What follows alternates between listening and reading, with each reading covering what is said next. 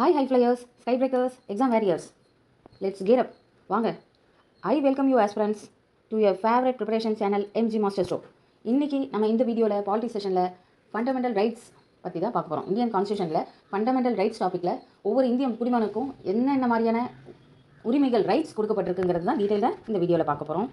Okay, now let's dive into fundamental rights session. Okay, அதில் the heart and the soul of the constitution அப்படின்னு சொல்லிட்டு இதயம் மற்றும் ஆன்மா அப்படின்னு சொல்லிட்டு எதை சொல்கிறாரு டாக்டர் அம்பேத்கர் அவர்கள் எந்த ஆர்டிகலை சொல்கிறாருன்னா ஆர்டிகல் 32. ஆர்டிகல் 32 என்ன? ஒரு இந்திய குடிமகனுக்கு அடிப்படை உரிமைகள் கிடைக்கப்பெறாத போது, ஃபண்டமெண்டல் ரைட்ஸ் வயலேட் ஆகும்போது அவங்க வந்து நேரடியாக ஹைகோர்ட்டையோ சுப்ரீம் கோர்ட்டையோ நாடலாம், தனக்கு அடிப்படை உரிமை கிடைக்கல அப்படின்னு சொல்கிறது தான் இந்த ஆர்டிகல் 32. இதை தான் நம்ம அம்பேத்கர் அவர்கள் என்ன சொல்கிறாங்க, heart and soul of the constitution அப்படின்னு சொல்கிறாங்க. நம்ம இந்த செஷனில் will cover all the 6 rights. ஓகேவா? அந்த 6 ரைட்ஸ் என்னென்ன ஆர்டிகல் கீழே வருது, ஹிஸ்டாரிக் ஃபேக்ட்ஸ் என்ன, exam tips that will boost your score, இதெல்லாம் நம்ம பார்க்க போகிறோம். அது குரூப் 2, குரூப் 1, குரூப் 4 எந்த எக்ஸாமாக என்ன இருக்கட்டும், கண்டிப்பாக இந்த ஃபண்டமெண்டல் ரைட்ஸ் பற்றி clear knowledge must. Okay, ready to ace polity? Now hit that like button, subscribe button. Let's get started. Okay, now let's begin with the basics. Fundamental rights வந்து எந்த பார்ட்டில் வருது? 22 பார்ட்ஸ் இருந்தது இல்லையா? 22 பார்ட்ஸ். அதில் எந்த பார்ட்டில் வந்து ஃபண்டமெண்டல் ரைட்ஸ் வருதுன்னா பார்ட் 3ல் வருது. பார்ட் 3ல் வருது. ஆர்டிகல்ஸ் 12 35 வரலுமான இந்தியன் கான்ஸ்டியூஷன் வந்து 26 ஜனவரி 1950 முதற்கொண்டே அமல்படுத்த ஆரம்பிச்சிட்டோம். எஃபெக்டிவாக அமல் ஆகிட்டுருக்கு, நடைமுறையில் இருக்குது. அது ஆர்டிகல் 12 35 ஆர்டிகல் என்னது? Fundamental rights. அந்த ஆர்டிகல் 12 35 வரலும் பார்ட் 3ல் தான் இருக்குது. வென் இந்தியா பிகம் ரிப்பப்ளிக் ஆனதோ அப்போவே, எப்போ ரிப்பப்ளிக் ஆச்சோ அப்போவே நம்ம கான்ஸ்டியூஷனில் வழங்கப்பட்டிருந்த அடிப்படை உரிமைகள் இந்திய குடிமக்களுக்கு கிடைக்க ஆரம்பிச்சிருச்சு. இந்த ரைட்ஸ் எல்லாம் வந்து நம்ம ஃப்ரீடம் டிக்னிட்டிக்கான ஃபண்டமெண்டல்ஸு இந்த ஃபண்டமெண்டல் ரைட்ஸ் தான். ஓகேவா? சுதந்திரத்துக்கும் நம்மளுடைய சுய கௌரவத்துக்குமான அடிப்படையான ஒரு பேஸ்மெண்ட்டே இந்த ஃபண்டமெண்டல் ரைட்ஸ் தான். இந்த ஃபண்டமெண்டல் ரைட்ஸ் எல்லாம் யார் டிசைன் பண்ணால்? டாக்டர் அம்பேத்கர் தான். ஏன்னா அவர் தானே father of the constitution. Okay, சுதந்திரத்துக்கு அப்புறம் ensuring citizens rights become a priority. ஒவ்வொரு குடிமக்களுக்கும் அவங்களுடைய ஃபண்டமெண்டல் ரைட்ஸை உறுதிப்படுத்துறதுங்கிறது ஒரு முக்கியமான ஒரு ப்ரையாரிட்டியாக கொண்டு 1950 குடியரசு ஆனதுலேருந்து நடைமுறைக்கு வந்துருச்சு, என்ஃபோர்ஸ்மெண்ட்டுக்கு வந்துருச்சு எஃபெக்டிவாக. Okay, we got 6 fundamental rights. அது என்னென்ன? Right to equality. இந்த ஃபண்டமெண்டல் ரைட்ஸே ஸ்ப்ளிட் பண்ணுறோம். ரைட் டு ஈக்குவாலிட்டி பற்றி பேசுறது ஆர்டிகல் 14 to 18. ஆர்டிகல் 14லேருந்து 18 வரலுமான ஆர்டிகல்ஸ் வந்து right to equality. Then article 19 to 22 வந்து ரைட் டு ஃப்ரீடம். 14 to 18 வந்து ரைட் டு ஈக்குவாலிட்டினா சமத்துவத்துக்கான ஆர்டிகல்ஸ். 19 to 22 வந்து ரைட் டு ஃப்ரீடம், சுதந்திரத்துக்கான ஆர்டிகல்ஸ், உரிமைகள், சுதந்திரத்துக்கான உரிமைகள். ஓகே, 19லேருந்து 22 வரணும். ஆர்டிகல் 21 வந்து ரைட் டு லைஃப், இதை மறக்கவே கூடாது. தென் ஆர்டிகல் 23 and 24 வந்து ரைட் அகெயின்ஸ்ட் எக்ஸ்ப்ளாய்டேஷன், சுரண்டலுக்கு எதிரான உரிமைகளை சொல்கிறது article 23, 24.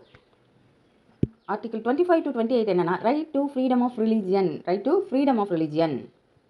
And then article 29 and 30 வந்து கல்ச்சுரல் அண்ட் எஜுகேஷனல் ரைட்ஸ் பற்றி சொல்கிறது ஆர்டிகல் 29, 30. ஆர்டிகல் 32 என்னது?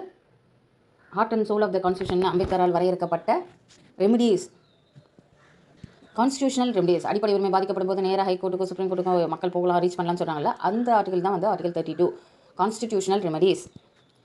அரசியல் அமைப்பின்படி தீர்வு காணும் உரிமை.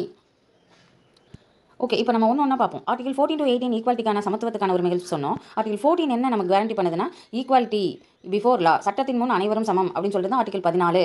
ஆர்டிகல் 15 என்னன்னா bans, article 15 bans discrimination based on caste, religion or gender or any based. எந்த பேஸ்லையும் எல்லாருமே சமத்துவமாக கருதப்படணும், டிஸ்கிரிமினேட் தனித்து விடக்கூடாது அப்படின்னு சொல்லிட்டு தான் article 15. Article 15 bans discrimination based on caste, religion, gender, இது போல் எந்த பேஸில் பண்ணியும் டிஸ்கிரிமினேட் பண்ணக்கூடாது அப்படின்னு சொல்லிட்டு ஆர்டிகல் 15.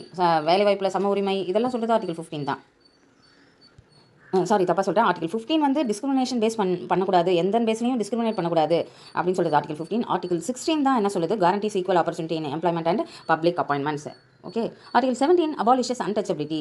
ஆர்டிகல் 17 என்ன? தீண்டாமைக்கு எதிரானது. 1973 Kesavananda Bharati case declare equality as part of the constitution basic structure. சமத்துவங்கிறது கான்ஸ்டியூஷனுடைய பேசிக் ஸ்ட்ரக்சரில் ஒன்று அப்படின்னு சொல்லிட்டு கேசவானந்த பாரதி கேஸில் தீர்ப்பு வழங்கப்பட்டது 1973. ஓகே, ரைட் டு ஃப்ரீடம் போயிடலாம். நெக்ஸ்ட்டு ஆர்டிகல் 19லேருந்து 22 வரலுமான ஆர்டிகல்ஸ் வந்து சுதந்திரத்திற்கான உரிமை. Article 19 uses freedom of speech, assembly, movement, அதுபோல் நமக்கு 6 வகையான சுதந்திரத்தை கொடுக்குது. இது ஆர்டிகல் 19. ஆனால் இந்த ஆர்டிகல் 19ல் சொல்லப்பட்ட உரிமைகள், சுதந்திரத்திற்கான உரிமைகள் வந்து எமர்ஜென்சி பீரியடில் நிறுத்தி வைக்கலாம். Article 19 guarantees freedom of speech, freedom of expression, and other fundamental freedoms பற்றிலாம் சொல்கிறது ஆர்டிகல் 19. அது என்ன 19ல் இருக்க ஸ்பீச் அசம்பிளி இது இல்லாமல் அதர்னு சொல்லிட்டோம். என்னென்ன ஒன்று ஒன்றா பார்த்துருவோம். To freedom of speech and expression, to assemble peacefully without any arms, to form associations or unions, third fourth to move freely throughout the territory of India, India முழுவதும் வர்றதுக்கான உரிமை. அப்புறம் to reside and settle in any part of the territory of India and to practice any profession, எந்த பகுதியிலும் இந்தியாவின் எந்த பகுதியிலும் எந்த டெரிட்டரியிலும் பிரதேசத்திலையும் ரிசைட் பண்ணுறதுக்கும் அங்கே ப்ரொஃபஷன் மேற்கொள்கிறதுக்குமான உரிமை. லாஸ்ட் வந்து to carry any occupation, trade R business, அதுக்கான உரிமைகள். இதுதான் இந்த 6 உரிமைகள் ஆர்டிகல் 19 கீழே வருது. ஸ்பீச், அசம்பிள், அசோசியேஷன் ஃபார்ம் பண்ணுறது, மூவ் ஃப்ரீலி, அப்புறம் என்னது reside any part of India, practice any profession. ஓகேவா? Next article 20 of the Indian constitution என்ன பண்ணுதுன்னா, provides protection in respect of conviction of offences ensuring no one is punished for an act that was an offence at the time. அதாவது article 20 என்ன சொல்லுதுன்னா, Indian constitution protection கொடுக்குது. யாருக்கு? குற்றங்கள் செய்தவர்களுக்கு ஆனால் ப்ரொடெக்ஷன் கொடுக்குது. யாரும் no one ensuring no one is punished of an act that was an offence at the time. அந்த நேரத்தில் செய்யப்படாத குற்றத்திற்காக, அந்த சட்டம் அமலில் இருக்கும்போது செய்யப்படாத குற்றத்திற்காக அந்த சட்டத்தின்படி தண்டனை கொடுக்கூடாது. அப்படி சொல்கிறது தான் இந்த ஆர்டிகல் 20. அதான் provides protection in respect of conviction of offences. Okay, இது article 20. Then article 21 ensures the right to life and personal liberty. Article 21 உயிர் வாழ்வதற்கான தனி மனித சுதந்திரத்துக்கான உரிமைகளை சொல்கிறது இது ஆர்டிகல் 21. இந்த டியூரிங் எமர்ஜென்சி 1975-76 அப்போ இந்த 19ல் இருக்க ஃப்ரீடம்ஸ் வந்து என்ன பண்ணியிருக்காங்க? சஸ்பெண்ட் பண்ணியிருக்காங்க. ஓகே, இதை ஞாபகப்படுத்திப்போம். தென் ரைட் அகேன்ஸ்ட் எக்ஸ்ப்ளாய்டேஷன், சுரண்டலுக்கு எதிரான உரிமை. ஆர்டிகல் 23-24. ஆர்டிகல் 23-24 என்ன சொல்லுதுன்னா, prohibit human trafficking and child labour, குழந்தைகள் வந்து குழந்தை தொழிலாளர் முறையையும் கொத்தடிமை முறையும் ப்ராஹிபிட் பண்ணுறது, தடை செய்கிறதுக்கான ஆர்டிகல் தான் 23 and 24. இந்த தொழிற்சாலைகளில் குழந்தை தொழிலாளர்களை பணியமர்த்துதல் இதற்கு எதிரானது இது. ரைட் அகேன்ஸ்ட் எக்ஸ்ப்ளாய்டேஷன், சுரண்டலுக்கு எதிரான உரிமை, அதுதான் article 23 and 24. Next child labour remains current அஃபேர்ஸில் வந்து முக்கியமான டாப்பிக்காக இருக்குது. அதனால் இந்த ஆர்டிக்கலில் கொஸ்டின்ஸ் கேட்க வாய்ப்பு இருக்குது. Then right to freedom of religion, article 25லேருந்து 28 வரணும். Article 25 ensure freedom to practice any religion, எந்த மதத்தை வேணாலும் ஃபாலோ பண்ணிக்கோங்க அப்படின்னு சொல்கிறது ஆர்டிகல் என்னது 25. Practice any religion. ஏன்னா இந்தியா என்னது ஒரு செக்குலர் நேச்சரோடு இருக்க நாடு, மத சார்பற்ற நாடு, எந்த ஒரு மதத்துக்கும் ரொம்ப மரியாதை கொடுத்து பண்ணுறதில்ல, equal treatment to all religions. அதனால் ஆர்டிகல் 25 என்ன என்ஷூர் பண்ணுதுன்னா, freedom to practice any religion.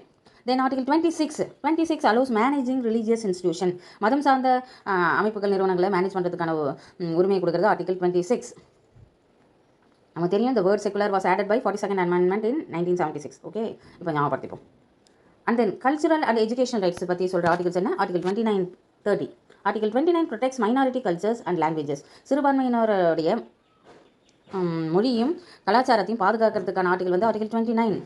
அதே டைமில் ஆர்டிகல் 30 என்னன்னா, article 30 allows minorities to run educational institutions, அதே சிறுபான்மையினர் எஜுகேஷனல் இன்ஸ்டியூஷன் ரன் பண்ணுறதுக்கான உரிமை கொடுக்கறது இது ஆர்டிகல் 30.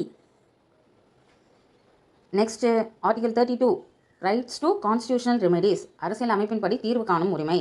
அம்பேத்கர் இதை தான் ஆர்டிகல் 32 தான் heart and soul of the constitution அப்படின்னு சொல்லியிருக்காரு சொன்னோம். இப்போ நம்ம கோர்ட்டை அப்ரோச் பண்ணும்போது, இந்த ரைட்ஸ் பாதிக்கப்படும் போது, வயலேட் ஆகும்போது 32 படி கோர்ட்டை நேரடியாக அணுகலாம். அப்படி கோர்ட்டை அணுகும்போது கோர்ட் என்ன பண்ணும்? ரிட்டு கொடுக்கும், நீதி பேராணைகள் கொடுக்கும். 5 வகையான ரிட்டு வந்து கோர்ட்டு கொடுக்குறாங்க. இது habeas corpus, mandamus, certiorari, prohibition, quo warranto. ஹேபியஸ் கார்பஸ்னா என்னது? ஆட்கொணர்வு நீதி பேராணை. மேண்டமஸ் கட்டளையிடும் நீதி பேராணை. செட்ரியோரை தகுதி வினவு நீதி பேராணை. ப்ராஹிபிஷன் தடையுறுத்து நீதி பேராணை. அப்புறம் ஆவணக்கேட்பு நீதி பேராணை. ஆவணக்கேட்பு தான் செட்ரியோரை. கோவாரண்டோனா தகுதி முறை வினவும் நீதி பேராணை. ஓகே, மேண்டமஸ்னா கட்டளையுறுத்து நீதி பேராணை. ஹேபியஸ் கார்பஸ்னா ஆட்கொணர்வு நீதி பேராணை. ப்ராஹிபிஷன்னா தடையுறுத்தும் நீதி பேராணை. இப்படின்னு 5 வகையான நீதி பேராணையை ஹைகோர்ட்லேருந்தும் கொடுக்கலாம், சுப்ரீம் கோர்ட்லேருந்தும் கொடுக்கலாம். இதெல்லாம் எதுக்கான நீதி பேராணைகள் எதுக்கானதுங்கிறது தெரிஞ்சு வச்சுக்கணும்.